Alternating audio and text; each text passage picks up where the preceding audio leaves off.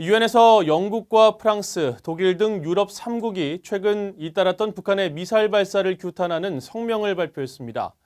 또 제3위원회에서는 15년 연속 북한 인권 결의안이 통과됐는데 61개 국가가 참여한 공동 제안에 한국은 참여하지 않았습니다.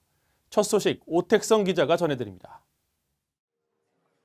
영국과 프랑스, 독일 세 나라는 뉴욕 유엔 본부에서 열린 안보리 대북제재위원회 비공개 회의 뒤 북한의 미사일 발사를 규탄하는 3국 공동 성명을 발표했습니다.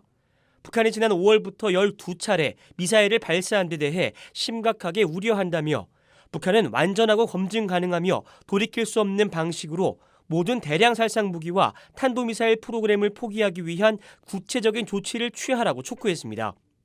이들 3국의 북한 규탄 공동 성명은 지난 5월 이후 네 번째입니다. We reiterate our condemnation of these provocative actions. They undermine regional security and stability, and they have in clear violation of UN Security Council resolutions. 유엔 주재 북한 대표부는 유럽 3국의 성명은 미국이 선동이 이루어졌다고 주장하며 14일 반발 성명을 냈습니다. 한국의 최첨단 무기 도입과 미한 연합 군사훈련에 의한 비핵화 협상 교착의 책임을 북한에 전가하기 위해 북한의 방어적 군사활동인 미사일 발사를 미국이 안보리 회의에서 문제 삼았다는 겁니다.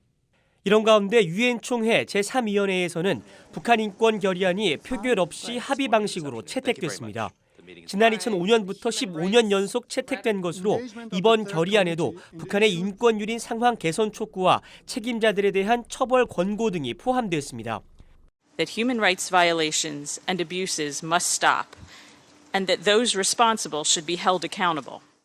북한 측은 또다시 반발하며 결의안 채택을 전면 거부했습니다.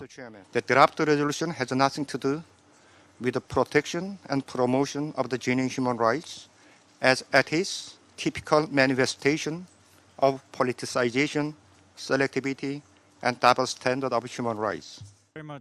이번 북한 인권 결의안은 유럽 연합이 작성했고 미국과 일본, 영국, 프랑스, 독일 등 61개국이 공동 제안국으로 참여했는데 한국은 불참했습니다. 제3위원회에서 채택된 이번 북한 인권 결의안은 다음 달 유엔 총회 본회의에서 채택될 예정입니다. VOA 뉴스 오택성입니다.